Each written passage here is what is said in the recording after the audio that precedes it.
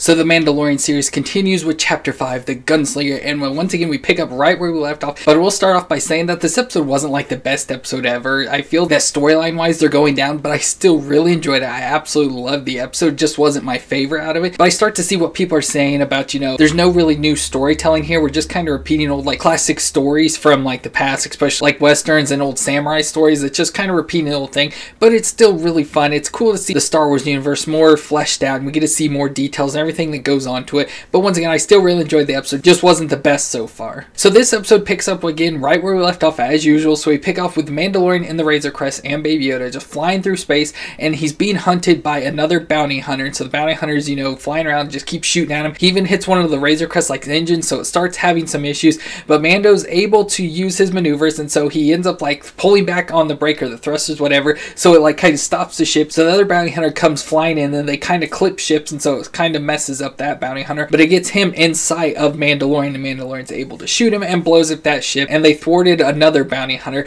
but now he's having ship issues because of that. So they're starting to run out of fuel. He mentions that the fuel is leaking, and then his engines are going out. The ship even shuts down at one point, but he gets it to turn back on, and they're able to, I guess, to kind of like coast or whatever into the nearest planet, which of course happens to be Tatooine. So I know that's probably going to upset a lot of people that, we're just revisiting the same old places once again, Tatooine, but I love Tatooine, it's just classic Star Wars, so it's awesome to have that brought back into our life. And again, we get to see different stuff, not all the same things again, but we do see some similar stuff again. So he flies into Tatooine, and of course is guided in by like a tower or something, and most likely saying, land in docking bay 35, so he lands in 35. So he takes Baby Yoda, which is asleep at this point, and puts it in like what looked like a closet to me. I had no clue what it was. I just put him in a thing and shut the door, and he starts to walk out, and we see some pit droids like pop up. So we saw those in episode 1, everything, especially around the pod race. The little pit droids pop up, and they start approaching the ship, and they start getting shot at by Mandalorian because, we know his hate for droids, so he doesn't want any droids. And of course, as he's doing that, we get introduced to our new character of Peli Motto, which was played by Amy Sedaris, and she comes around saying, hey, don't shoot my droid, you're gonna have to pay for that. So she's examining the ship, saying, you have a lot of damage, you have a lot of repair that needs to be done, and she's like, it's gonna cost you a lot of money. So Mando gives her what money he has. She's like, well, that's enough to pay you at least for the use of docking bay. So since he needs more money, he goes out to try and find a job so that he can get more money to pay for the repairs. So we see Mando walking through the streets of Mos Eisley. Of course, very similar scenes we've seen before in the past, which brings back again all those memories. But we see him walking by, and we see the famous scene from the trailer, which is all the stormtrooper helmets on top of spikes. So it looks like they've just been taken and stabbed onto spikes. So again, don't know if those had actual heads in them or not. Not sure. There is like some cloth hanging down, so I'm not sure. But very just ominous scene that like these people don't like the Empire. And throughout this, we keep going back to the docking bay where we see Peli sitting there playing like some sort of game, like poker or something with the droids. And all of a sudden they hear a noise from the Razor Crest, and they look over, and little Baby Yoda's walking down the ramp. They're like, oh, he left you here? Like, why would he leave a little kid here? And so she went up, picked him up,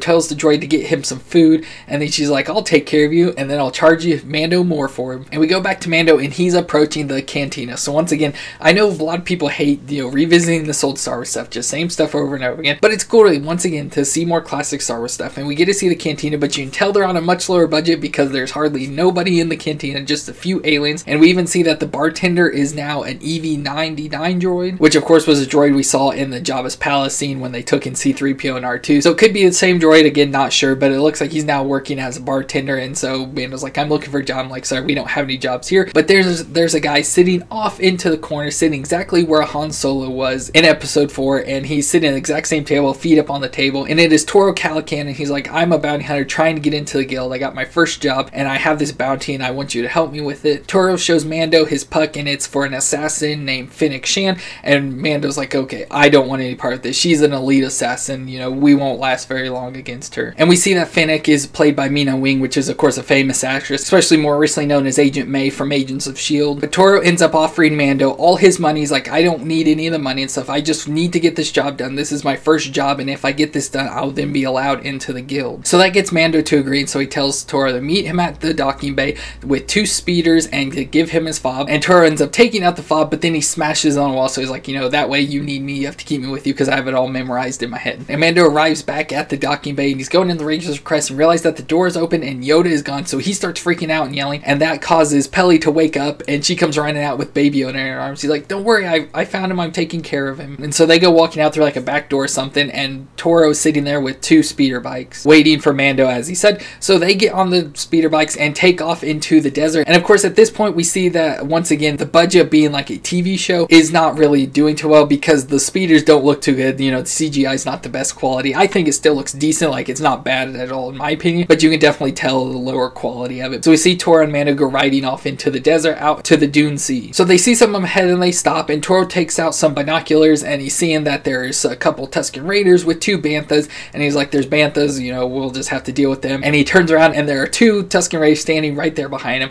and Mando's like, you know, this is their land, they're the natives. So he starts talking like a sign language type thing, doing like hand motions and stuff. So he's communicating with the Tuskens, and he ends up giving them the binoculars, and he says it's payment for them for access to cross through their lands. So we see much better treatment of the Tusken Raiders, especially, you know, especially the past with the murder by Anakin, and the way Luke and Obi-Wan treat them and everything, that they treat them a lot better, you know, show that they're actual people and respect them and stuff, and communicate with them and offer them a good for a service. So they're riding off again, and they see a dewback, so they approach it and see that it's dragging your body. So they're like, do you think that's Finnick that it's dragging? And so Mando's like, well, let me investigate. So he goes up to it, and as he's looking at it, it looks exactly like the bounty hunter that was chasing him up in space earlier. So the ship may have crashed or something, you know, all we saw was the ship explode, but maybe he ejected right before or something, so he's, I guess, survived enough to crash into the planet, and it looks like it's a setup trap, and Mando realizes this, and he gets shot by a sniper bolt, but thankfully the Beskar protects him, so he gets up and goes around in, and he gets hit again, and so they hide behind a dune, and so they're like, well, stay here until nighttime so she can't see us as much, and then we'll try to attack her. So it becomes nighttime, and Mando comes up with a plan that we'll ride straight at her,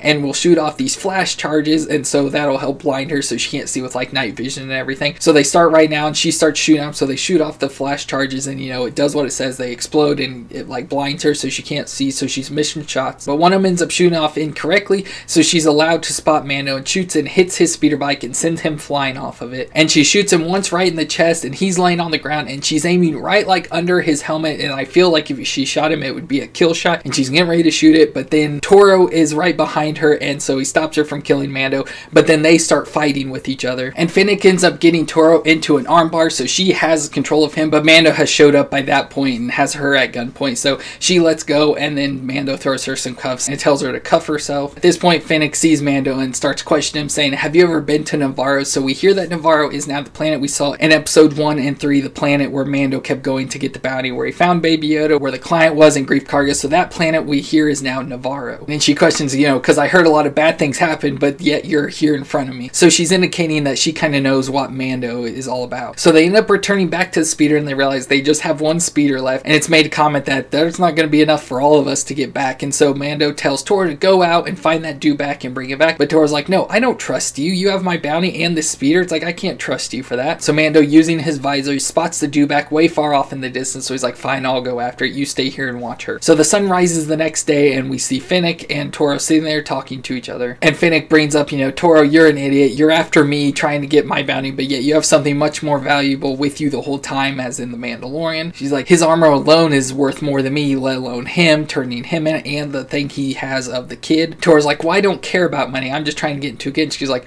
well, just think, if you brought the Mandalorian in, this guy that's like the biggest bounty ever now, if you brought him in, you would be a legend in the guild. So he considers this and like realizes it's probably a good thing. So he takes her up on offer, starts to undo her handcuffs, but ends up pulling his blaster out, shooting her. So he kills Finnick, and then he leaves on the speeder bike. So we see Mando right back with the dewback, and he approaches, and all he sees there is just Finnick's dead body laying there on the ground and the speeder gone. So he realizes that the jig is up and that he's in trouble now. So we see him arrive back at the docking bay, and Toro comes walking out with Baby Yoda in his arms and Peli held at gunpoint, and so he's threatening Mando, tells him to put his gun down and put his hands on his head, and then Toro sends Peli out to put handcuffs on Mando, and so as she's behind him, she sees that he has something in his hand, so he shoots off a flare, charges it, and that blinds Toro, so Toro starts shooting where Mando was, and Mando ran off to the side, and he shoots Toro and shoots him and kills him, and they run up to try and find Baby Yoda, and he's hiding behind some crates doing his little baby giggle and stuff, so they find him,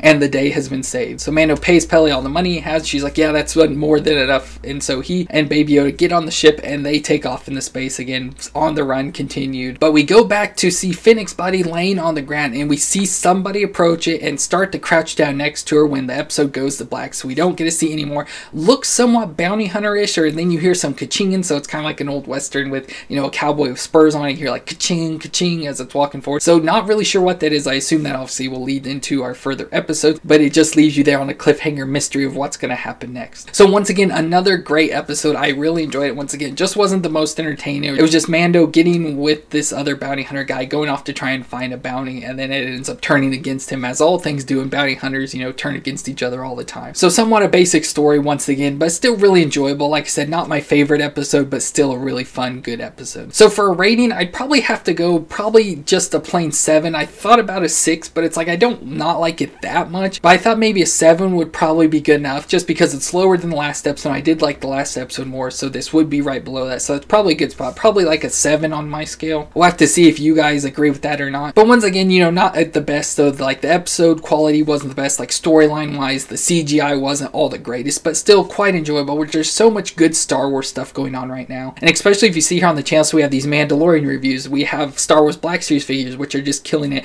the Funko Pops, which have been some of the best pops they've made, and then I even have Jedi Fallen Order gameplay, which the game is just so much fun to play. It's hard, but it's really fun, and we get to see new storylines and introduced to more expanded universe characters and everything. So it's just a really great game. So there's just so much good Star Wars stuff, of course, leading up to Rise of Skywalker coming out in just a few weeks. So I'm super excited that, and we'll be redoing a video on that. So if you want to come back when Rise of Skywalker comes out, we will have a review here on the channel, so if you would check that out as well. But thank you all so much for watching this video. Be sure to let me know your opinions in the comments down below of this episode, and leave a thumbs up on our video, and of course subscribe to see our reviews every Sunday of The Mandalorian when they come out. Thank you all so much for watching. Stay awesome, and I'll see you in the next one.